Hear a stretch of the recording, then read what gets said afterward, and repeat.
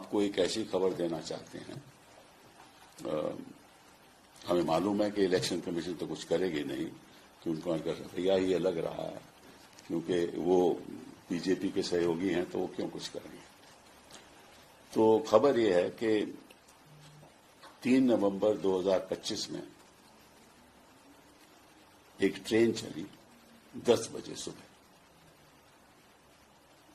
वो ट्रेन करनाल से चली और पानीपत से होते हुए बरौनी गई।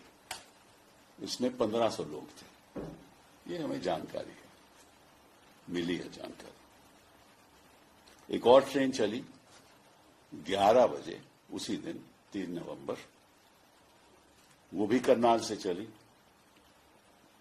और वो वाया पटना भागलपुर गई। उसमें भी 1500 लोग थे। ये भी हमें जानकारी मिली है। एक तीसरी ट्रेन चली 3 बजे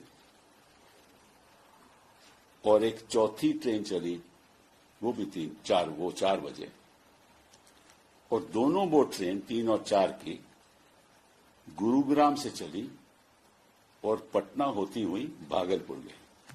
तो इन 2 ट्रेन में लगभग 3000 लोग थे।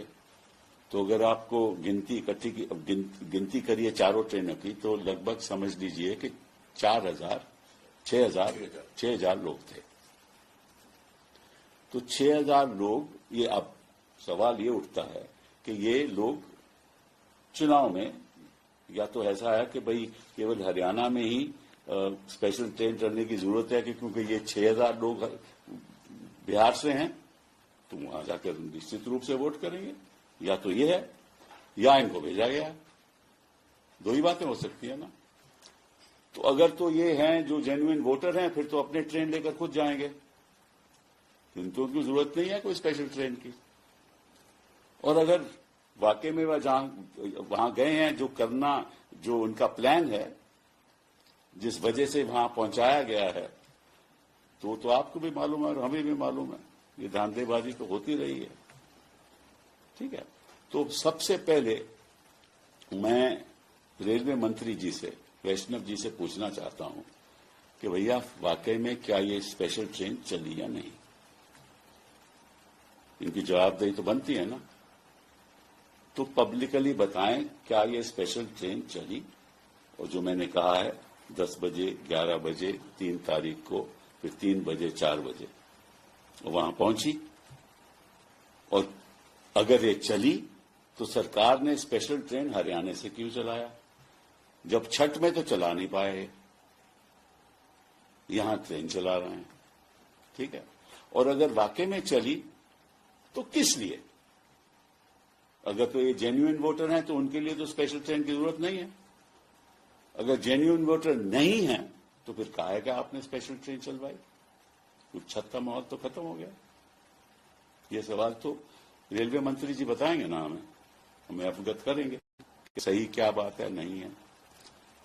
दूसरी बात कि अगर 6,000 लोग वहां पहुंच गए, वो कई जगह पे उतरे होंगे, तो ये भी जानकारी रेलवे मंत्री को होगी कि कितने लोग पटना में उतरे, कितने लोग भागलपुर गए, उनकी जानकारी होगी ना।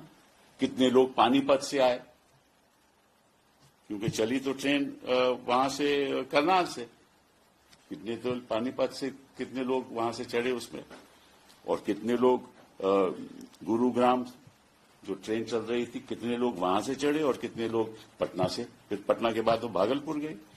तो ये जानकारी भी उनको होगी।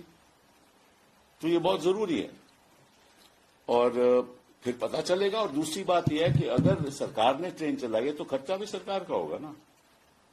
तो अगर सरकार का खर्चा है और स्पेशल ट्रेन हरियाणा में चल रही है, जो वहां वोटर नहीं है, तो खर्चा किस लिए भाई,